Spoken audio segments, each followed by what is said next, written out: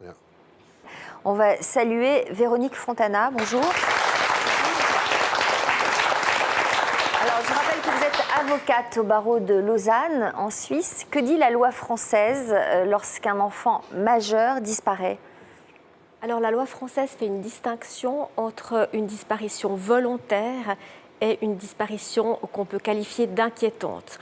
Pour les disparitions volontaires, parce que chacun a le droit, à partir de sa majorité, de décider de disparaître, de ne pas donner de nouvelles, ça c'est pas répréhensible. Donc pour les disparitions volontaires, la loi préconise d'attendre 48 heures avant de faire appel au service de police. En revanche, s'agissant des disparitions qui peuvent être qualifiées d'inquiétantes, il faut appeler immédiatement la police. Pourquoi ? C'est parce que c'est dans les premières heures qui suivent la disparition que tout va se jouer. C'est les heures les plus importantes. Mais alors, selon quels critères classe-t-on une disparition comme inquiétante ? Parfois, c'est difficile de savoir si ça doit être inquiétant ou volontaire, quoi. Dès qu'on pense que la personne disparue est en danger, qu'elle va subir une atteinte dans son intégrité physique, on peut qualifier la disparition comme inquiétante. Par exemple, si on trouve des taches de sang, si on retrouve la bicyclette d'un enfant au bord de la route, des jouets d'un enfant au bord d'une rivière ou d'un lac, on apprécie la situation en fonction de l'âge. Si l'enfant est un bébé qui n'est plus dans sa poussette, il faut tout de suite avertir les services de police. Si en revanche il s'agit d'un enfant plus grand, c'est différent. Alors là, par exemple, dans le cas d'Emmanuel, est-ce qu'il y aurait des critères ? Est-ce que l'idée de cette lettre peut être suffisante pour qualifier cette disparition d'inquiétante ? Oui, absolument.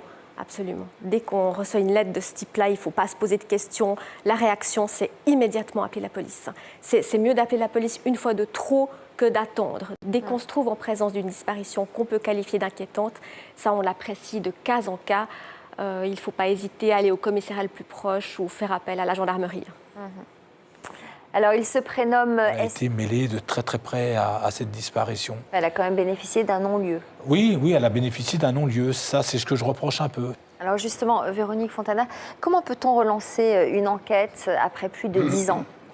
Au niveau des autorités judiciaires, c'est sûr qu'à force de recherches infructueuses, à un moment donné, l'affaire est clôturée par un non-lieu. Mais en cas de fait nouveau, toute affaire peut être ouverte. Ce qu'il faut savoir, c'est qu'au niveau de la police, tous les signalements sont entrés dans des bases de données. Avec les accords Schengen, avec les accords européens, les frontières sont tombées. Et par conséquent, tous les pays ont accès à ces bases de données et des informations très précises y sont mises, même des éléments ADN. Donc en cas d'éléments nouveaux, la police fait des recoupements, on arrive à faire rouvrir une enquête.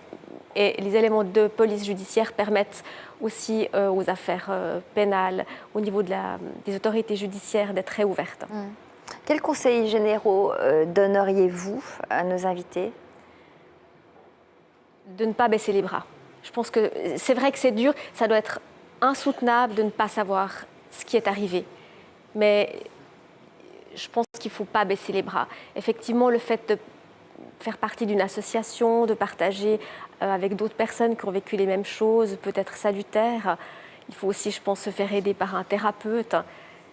Mais je pense qu'il ne faut pas baisser les bras. Vous ne pouvez pas entendre ça ou... L'entendre, c'est une chose. L'admettre, c'en est une autre. La disparition de quelqu'un, c'est tout un mode de vie qui change. Vous ne pouvez plus regarder votre femme, vos enfants, comme avant, c'est fini. À quel point ça vous obsède au quotidien ? À quel point je crois que je porte mon fils en moi. Ça, c'est quelque chose que j'ai au quotidien, que je vis au quotidien. Et vous savez, le temps a deux facteurs. Le premier a isolé la personne avec ce problème parce qu'elle se sent, plus les années passent, plus elle se sent seule avec son problème. Même s'il y a des associations, même si la famille est à l'écoute, mais la vie autour continue. La vie autour de votre disparition, que ce soit vos amis, même au niveau de la famille, change, évolue. Mais vous êtes toujours...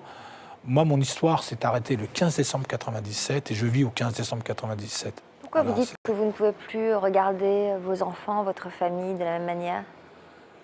Parce que c'est même pas un code qu'on a mis en place, c'est des contrôles. Ma fille m'appelle dès qu'elle sort, dès qu'elle part, dès qu'elle arrive. Vous voulez dire que vous les surprotégez? Non, c'est pas les surprotéger, c'est que je pense que tout le monde est sensibilisé à ce problème et tout le monde vit avec ce problème. Chacun porte ce problème sur son dos. Et quand vous le remettez au sein de la famille, c'est un problème complet et tout le monde le vit. Tout le monde le vit. Mais ça, vous le vivez dans votre famille. Après, autour, la vie évolue, la vie continue, la vie change. Et